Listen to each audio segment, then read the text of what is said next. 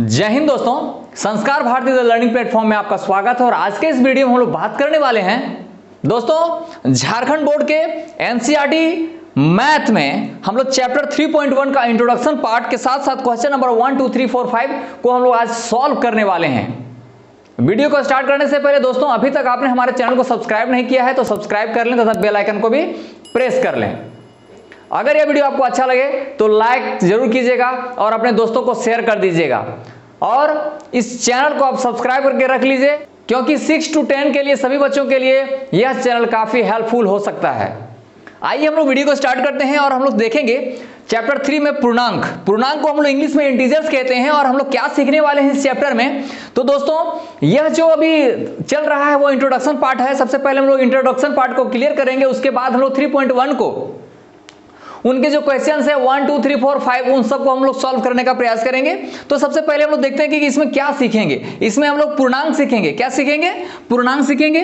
और हम लोग साथ ही साथ देखेंगे कि संख्या रेखा पर पूर्णांकों का निरूपण, यानी कि हम लोग संख्या रेखा पर हम लोग कैसे पूर्णांकों को सजाएंगे देखेंगे उसमें।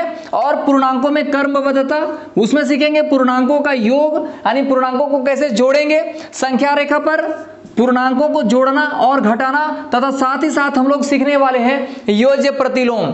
ये आपका इंट्रोडक्शन पार्ट होगा और इस इंट्रोडक्शन पार्ट में हम लोग देखेंगे कि पूर्णांक किसको कहते हैं। और जब तक हम इसको पूरी तरह से समझेंगे नहीं तब तक हम चैप्टर को अच्छी तरह से क्लियर नहीं कर पाएंगे। तो आइए आगे बढ़ते हैं माय डियर फ्रेंड्स। तो ध्यान से देखिए, पूर्णांक किसको कहते हैं? पूर्णांक को हम लोग इंग्लिश में इंटीजर्स कहते हैं, ठीक है। और ये पूर्णांक किन किन चीजों से मिलकर बना है, किन किन संख्याओं से मिलकर बना है। तो हम लोग देखते हैं कि प्राकृतिक संख्या, माय डियर फ्रेंड्स आप लोग सभी जानते हैं प्राकृतिक संख्या किसको कहते हैं। प्राकृतिक संख्या हम लोग काउंटिंग करते हैं, गणना करते हैं, हम लोग जो गिनती गिनते हैं उसको हम लोग प्राकृतिक संख्या कहते हैं, जिसको हम लोग n से डिनोट करते हैं, ठीक है। 1 2 3 4 5 और ये अनंत तक चली जाएंगी, ठीक है। नेचुरल नंबर को हम लोग 1 2 3 4 5 जो गिनते हैं ना, काउंटिंग करते हैं ना, उसी को हम लोग नेचुरल नंबर कहते हैं। और हम लोग देखेंगे पूर्ण संख्याएं। अभी आपने सीखा प्राकृतिक संख्याएं, अभी देखेंगे पूर्ण संख्याएं। पूर्ण संख्या को इंग्लिश में लोग होल नंबर कहते हैं। किसको कहते हैं? जब हम नेचुरल नंबर सीखते हैं तो उसके बाद देखेंगे कि पूर्ण संख्या किसको कहते हैं। देखिए ये है आपका नेचुरल नंबर, उसमें हमारा जीरो ऐड हो गया। क्या हो गया? जीरो ऐड हो गया, यानी कि टोटल नेचुरल में आपका जीरो ऐड हो जाता है। तो ये हम लोग को क्या बोलते हैं? इसको हम लोग बोलते हैं पूर्ण संख्या। यानी कि ये पूर्णांक का जो संग्रह होगा उसमें हमारा नेचुरल नंबर रहेगा, पूर्ण संख्या रहेगा। पूर्ण संख्या जीरो यानी प्राकृतिक संख्या में अगर जीरो ऐड हो गया, जीरो लग गया तो उसको हम लोग पूर्ण संख्या कहते हैं, ठीक है। उसके बाद हम लोग देखते हैं ऋणात्मक संख्याएं। क्या देखेंगे? ऋणात्मक संख्या। ऋणात्मक संख्या किसको कहते हैं? जो माइनस लगा होता है, -1 -2 -3 -4, ये भी अनंत तक जाएंगी। तो दोस्तों आप यहां पे बहुत आसानी से पूर्णांक को समझ सकते हैं। देखिए यहां पे जीरो लगा हुआ है और जीरो के दाईं ओर की संख्या जो पूर्ण संख्याएं होती है, यानी जीरो से लेकर ये जो दाईं ओर जितनी भी संख्याएं जाएंगी वो पूर्ण संख्याएं होंगी। और उसके बाद हम लोग देखते हैं जीरो के बाईं ओर ये ऋणात्मक संख्याएं हैं। जैसे भी मैंने बताया कि जिस संख्या में माइनस लगा होता है उसको ऋणात्मक संख्या कहते हैं, ठीक है। तो ये जो फिगर आप देख पा रहे हैं 1 2 3 4 5 ये बढ़ते चले जाएंगे, तो इसको हम लोग क्या बोलते हैं? ऋणात्मक संख्या। इससे हम लोग आगे बढ़ जाएंगे दाईं ओर तो इसको हम लोग बोलेंगे पूर्ण संख्या। तो आइए थोड़ा सा हम लोग डीपली जानने का प्रयास करते हैं। संख्याएं यहां पे दिया हुआ -3 -2 -1 0 1 2 3। देखिए यहां पे भी अनंत की ओर जाएंगी और इधर भी अनंत की ओर जाएंगी, इसमें कोई सीमा नहीं है। ये सारी संख्याएं पूर्णांक कहलाती है। क्या कहलाती है? पूर्णांक कहलाती है। अब संख्याएं में इसमें थोड़ा सा समझने वाली बात है कि 1 2 3 4 जो हम लोग देख रहे हैं वो क्या है? धनात्मक पूर्णांक है। क्या है? धनात्मक पूर्णांक है। और ये -1 -2 -3 -4 ये सब जो है ऋणात्मक पूर्णांक कहलाती है। क्या कहलाती है? ऋणात्मक पूर्णांक कहती है। थोड़ा सा देख लेते हैं। संख्या रेखा पर धनात्मक पूर्णांक शून्य के दाईं ओर तथा ऋणात्मक पूर्णांक शून्य के बाईं ओर। जैसा कि अगर मान लेते हैं कि हम यहां खड़ा हैं तो जो दाईं ओर है, इधर दाईं ओर है तो ये धनात्मक संख्या है। इस फिगर से आप लोग का पूरा डाउट क्लियर हो जाएगा कि जीरो से दाईं ओर धनात्मक पूर्णांक, जीरो से बाईं ओर ऋणात्मक पूर्णांक। तो जितने भी ऋणात्मक पूर्णांक हैं, जितने भी धनात्मक पूर्णांक हैं और जीरो भी साथ में मिलकर ये टोटल पूर्णांक को बनाते हैं। यानी कि ऋणात्मक पूर्णांक, धनात्मक पूर्णांक ये सारे मिलकर पूर्णांक बनाते हैं। अच्छा माय डियर फ्रेंड्स, अगर आपसे कोई पूछ दे कि पूर्णांक किसको बोलते हैं, तो अगर हम देखेंगे जीरो को भी पूर्णांक संख्या बोलते हैं, 1 को भी पूर्णांक संख्या बोलते हैं, 2 को भी पूर्णांक संख्या बोलते हैं, -2 को भी पूर्णांक संख्या बोलते हैं, -4 को भी पूर्णांक संख्या बोलते हैं, -10 को भी पूर्णांक बोलेंगे, -100 को भी पूर्णांक बोलेंगे, -500 को भी पूर्णांक बोलेंगे, 500 को भी पूर्णांक बोलेंगे, 1000 को भी पूर्णांक बोलेंगे। यानी कि पूर्णांक संख्या क्या होता है? सारे धनात्मक पूर्णांक और सारे ऋणात्मक पूर्णांक, जिसमें नेचुरल नंबर्स, पूर्ण संख्या और ऋणात्मक संख्याएं मिलकर ये हमारे पूर्णांक का निर्माण करते हैं। अभी तक आपने जितना भी देखा पूर्णांक के बारे में, तो ये आपका क्लियर हो जाएगा माइंड में कि धनात्मक और ऋणात्मक पूर्णांक में क्या रखा है। तो ये था आपका पूर्णांक का इंट्रोडक्शन। अब आगे हम लोग चैप्टर 3.1 का क्वेश्चन नंबर 1 सॉल्व करेंगे। तो आइए इंट्रोडक्शन पार्ट के बाद हम लोग प्रश्नावली 3.1 को सॉल्व करने का प्रयास करेंगे और देखेंगे कि इस क्वेश्चन में क्या है, इसको हम लोग कैसे सॉल्व कर सकते हैं। तो देखिए क्वेश्चन नंबर 1 में क्या है माय फ्रेंड्स, निम्नलिखित में धनात्मक एवं ऋणात्मक पूर्णांकों को पहचानिए। ये बहुत ही आसान सवाल है। अभी आपने देख लिया कि पूर्णांक किसको कहते हैं, तो हम जब इसको सॉल्व करेंगे तो बहुत ही आसानी से इसको हम लोग सॉल्व कर लेंगे। ये का आंसर हम लोग लिखेंगे, ठीक है। कैसे बनाएंगे इसको? धनात्मक और ऋणात्मक पूर्णांकों को सिर्फ पहचानना है। तो यहाँ पे कुछ संख्याएं दी हुई है, यहाँ पे भी कुछ संख्याएं दी हुई है, तो इसका जो धनात्मक है और ऋणात्मक है उसको लिख लेंगे, इसका धनात्मक और ऋणात्मक लिख लेंगे, तो ये क्वेश्चन बन गया। चलिए इसको हम लोग लिखते हैं। आंसर में हम लोग लिखेंगे धनात्मक पूर्णांक, ठीक है, और लिखेंगे ऋणात्मक पूर्णांक। अब क्या बोल रहा है कि इसमें छांट के आपको निकालना है कि धनात्मक कौन है और ऋणात्मक कौन है। तो यहां पे गौर से देखिएगा, धनात्मक 4 नजर आ रहा है, +2 नजर आ रहा है और ऋणात्मक में -5 नजर आ रहा है। तो इसमें आप देख रहे हैं बहुत आसानी से इसको छांट लेंगे।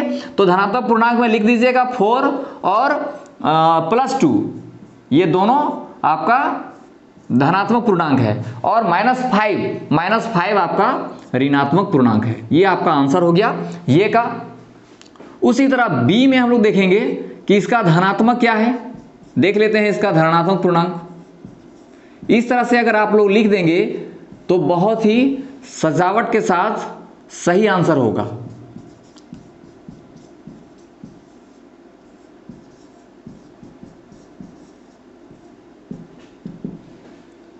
तो ये है धनात्मक पूर्णांक, ये है ऋणात्मक पूर्णांक। अब इसमें हम लोग देखने का प्रयास करते हैं कि धनात्मक पूर्णांक क्या है। देखिए यहाँ -11 है, 51 है, 4.5 है, 5/6 है, -7 है और इस तरह से दिया हुआ है। तो ये जो आपको दिख रहा है वो 51 धनात्मक है। बहुत ही आसानी से आप छांट सकते हैं। और इसमें और भी धनात्मक नहीं है, और ऋणात्मक अगर देखते हैं तो ये -7 केवल है, ठीक है। धनात्मक पूर्णांक ये धनात्मक पूर्णांक 51 है और ऋणात्मक पूर्णांक -7 है। तो क्वेश्चन नंबर ये का ये आंसर क्लियर हो गया है। उम्मीद है आप लोगों को बहुत अच्छी से समझ में आ गया होगा। अब हम लोग आगे चलते हैं क्वेश्चन नंबर 2 पर। आइए हम लोग क्वेश्चन नंबर 2 को सॉल्व करते हैं। क्वेश्चन नंबर 2 में क्या लिखा हुआ है, निम्नलिखित के विपरीत यानी कि ऑपोजिट लिखिए। क्वेश्चन नंबर 2 बहुत ही आसान है, जस्ट इसका विपरीत यानी उल्टा। उल्टा आप लोग समझते हैं कि नहीं, ऊपर नीचे, ठीक है। ऊपर नीचे कैसे होता है, मोटा का पतला, ये हमारे विपरीत है, ऑपोजिट है। तो यहाँ पे थोड़ा सा देख लेना है कि क्वेश्चन नंबर ये में क्या दिया हुआ है। क्वेश्चन नंबर ये में दिया है कि 10 किलोग्राम भार में वृद्धि, यहाँ पे देखना है आप, वृद्धि का इसका अगर हम अपोजिट करेंगे तो ये होगा कम। तो इसका ये का आंसर होगा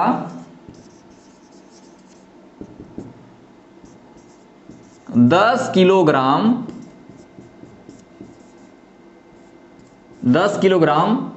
भार में कमी, ठीक है। क्या होगा, कमी। ये आपका आंसर हो गया।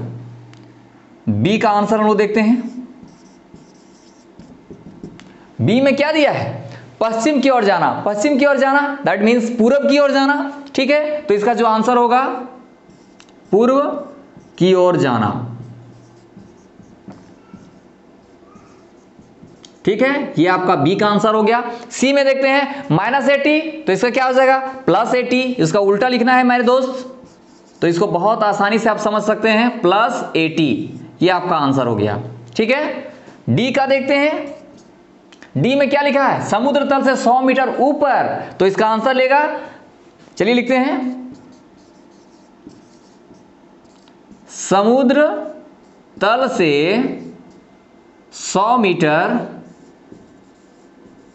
इसका विपरीत क्या हो जाएगा मीटर ऊपर का नीचे। ठीक है, ये आपका आंसर हो गया। आइए हम लोग ई को सॉल्व करते हैं। 500 रुपए की हानि, तो किसमें क्या होगा 500 रुपये का लाभ, क्या हो जाएगा 500 रुपये का लाभ। तो आपका क्वेश्चन नंबर 2 का ये रहा आपका आंसर। कॉपी कलम लेके बैठिएगा और ये सारे को नोट आउट करते जाइएगा, सारा आपका क्लियर होते जाएगा। ठीक है, तो चलते हैं हम लोग क्वेश्चन नंबर 3 की ओर। आइए क्वेश्चन नंबर 3 पे हम लोग देखते हैं क्या लिखा है। लिखा है कि निम्नलिखित में प्रयुक्त संख्याओं को उचित चिन्ह यानी प्लस माइनस लगाकर पूर्णांकों के रूप में लिखिए। प्लस मतलब धनात्मक और माइनस मतलब ऋणात्मक। तो इस चीज को हम लोग एक एक करके पढ़ते चले जाएंगे और देखेंगे कि इसमें कौन धनात्मक का चिन्ह लगेगा और कौन ऋणात्मक का चिन्ह लगेगा। बहुत ही आसान है बच्चों, आप लोग भी कर सकते हैं इसको।